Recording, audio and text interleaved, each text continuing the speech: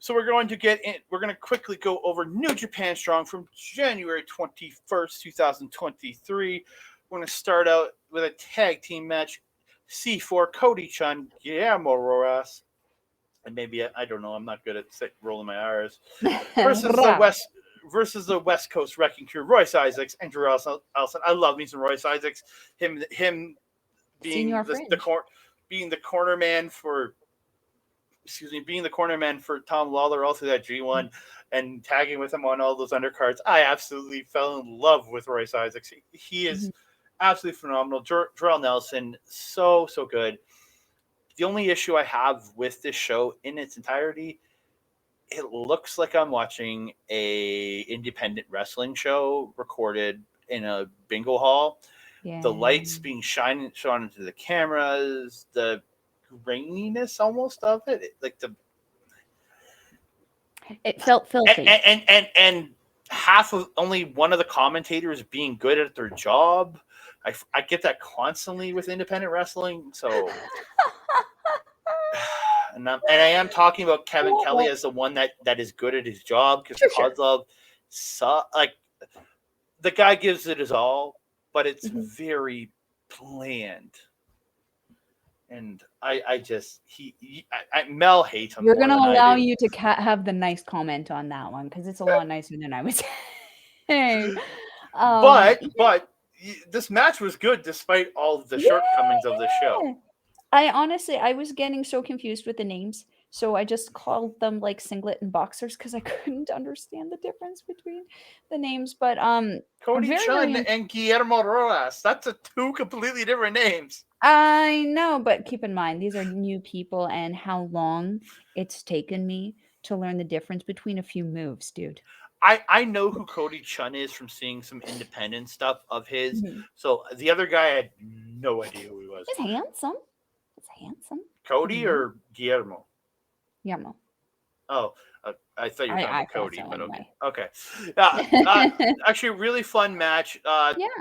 A lot of good offense for both teams in this. Mhm. Um, but in the end, Jarrell Nelson double knees Rosas, hits a fisherman buster onto Cody Chun, then does a power bomb face buster thing, like where he brings him up and then he fell back into the turnbuckle. But I think that was actually a mess up. But it looked like he Oh. was just crushing the guy's face.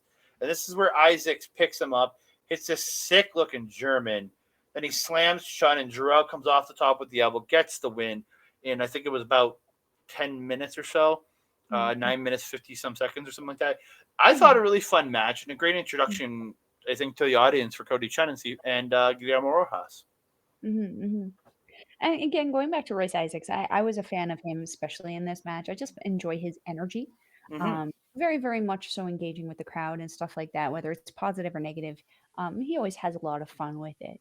I'm not the biggest fan of his partner. I feel like the partner sometimes tries a little too much. Was it Nelson? Jorel Nelson, yeah. Yeah. Yeah, sometimes I feel like he's like, "You only have to put it here and you'll get accepted." I feel like he's a little up here sometimes. But I do really enjoy the West Coast Wrecking Crew. I didn't really like them when they first kind of hit the strong scene, and then their subsequent joiner with Filthy, not something that, But I'm I not think exactly the joining with but Filthy has really brought a lot out in both guys to really make you mhm. think of them, like enjoy the character that they present. I know you're not big fan of Jarrell, but I think both of them have presented a much more appealing character since joining the Yeah, Team that's what I was Filthy. gonna say if you would have let me finish. Sorry, Brat. I'm the worst. I am the worst. So let's jump over to the singles match: QT Marshall versus Kenta. Mm. Um, oh, I meant to ask a question at the end there. Is Mm. Kozlov worse to you than Don Callis? Oh my god, what a question. Alex Kozlov worse than Don Callis? No, no.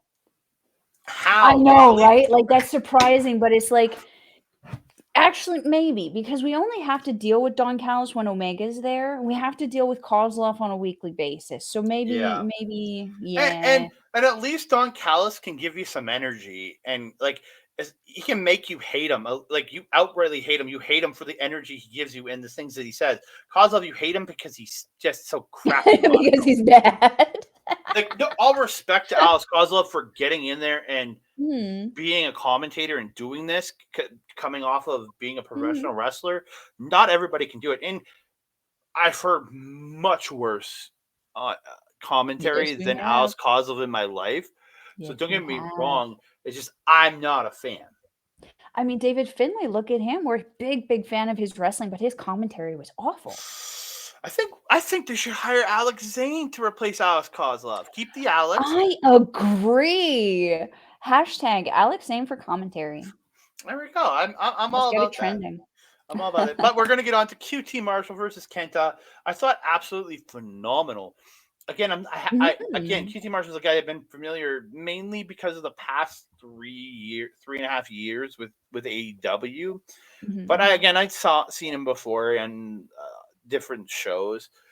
Mm. But I thought he did absolutely wonderful here with him, and signaling for the Diamond Cutters and going for a GTS, like just made the crowd boo him even more.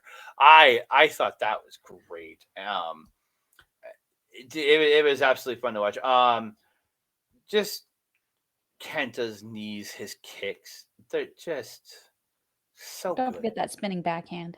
Spinning backhand, and the end towards the end with the whole chair situation, it was really weird to see Kenta not being the one to go get the chair initially and Mhm. taking the chair from QT Marshall and putting him into a chair with the DDT and stuff. It was just weird to be Kent to be the one to use the chair, but not in the way of cheating to use the chair. You know what I mean? Like, Yeah. I mean, I yeah, do think that, like, Kenta's kind of going through something right now, though, because his hair is kind of changing and everything's changing. His little speed walk to the ramp or down the ramp at Wrestle Kingdom. I mean, kind of, I don't know what's going on with Kenta there. I don't know, but I liked him in there. But the end of the match came. QT tries to power bomb Kent onto the chair, but Kenta DDT'd him onto the chair, and then Mhm. he wakes up the ref who got knocked down and hits the GTS on QT and gets the win at like was it 12 minutes. So Mm. yeah, I thought absolute phenomenal match. Mm. Mhm. I'm not the biggest fan of Cutie Marshall, but I do enjoy when he gets into the ring with somebody like Kenta where he can turn it right up.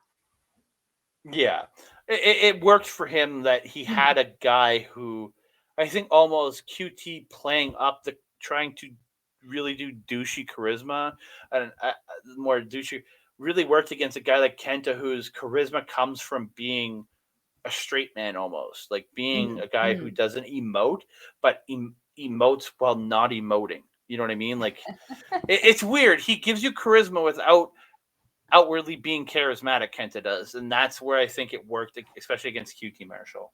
Mhm. Yeah. And the main event of the evening was for the Strong Tag Team Championships. Motor City Machine Guns, Alex Shelley, Chris Sabin, taking on Roppongi Vice, Trent Beretta, and Rocky Romero. Go Machine Guns. Let's go.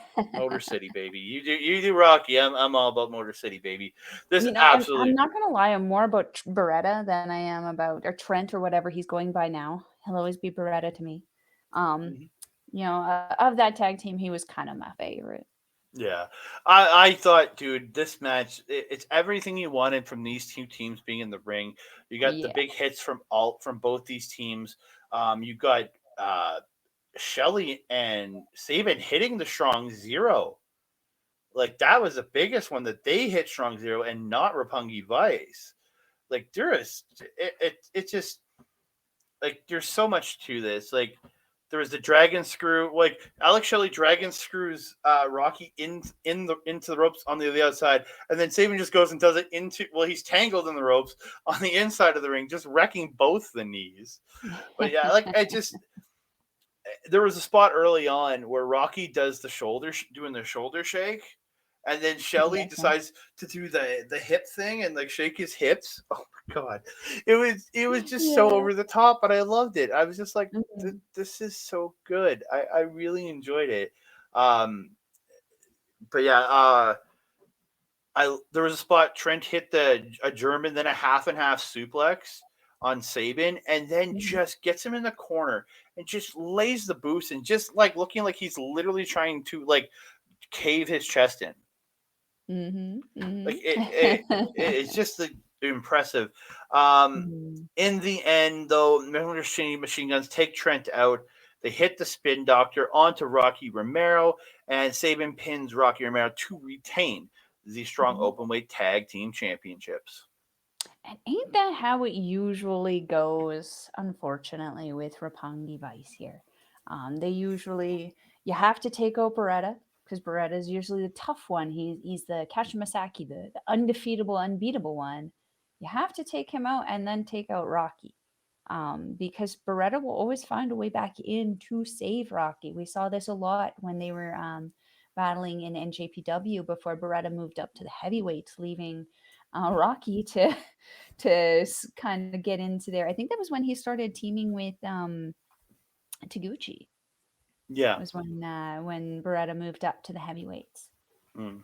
So yeah, yeah.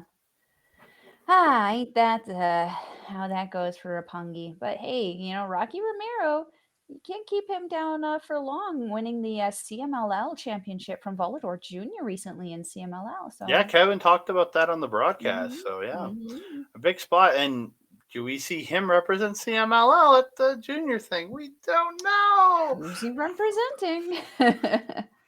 We don't But know. But before we get on to the uh, new beginning shows, I want to give a big thank you to our sponsors, Rogue Energy. You can scan the QR code down in the bottom right corner. Go to rogueenergy.com, promo code OLE pods for 10% off your order. Rogue Energy. I've got my cup here, no Rogue Energy in it tonight because I'm going to bed after we record and I don't need the energy to get me through to bed. So it's got some same, water here tonight, same. but I got my Meaner Shaker Kawa, as we like to call it. But yeah, thank Rogue Energy for the sponsor, and I want to thank all of our fans who have liked, subscribed, and everybody commenting on the videos. We really appreciate it. We are really loving seeing all the comments. Starting to see all the comments come in. Please comment all you can. Like the video, subscribe to the channel, please, and thank you. We really appreciate it. More comments. We are going to reach out to you. We will talk. We're happy to talk to anybody who wants to leave Mhm. messages on the show. We want to hear from you. Absolutely. Melball's always active in the comments. And she like we literally write it that she'll say Melba here and then I will write Andre here, so you know who you're Mhm. talking to when you're getting your messages from us. So please Mhm. reach out, comment. We want to hear from you guys, please. Join But our we're conversation.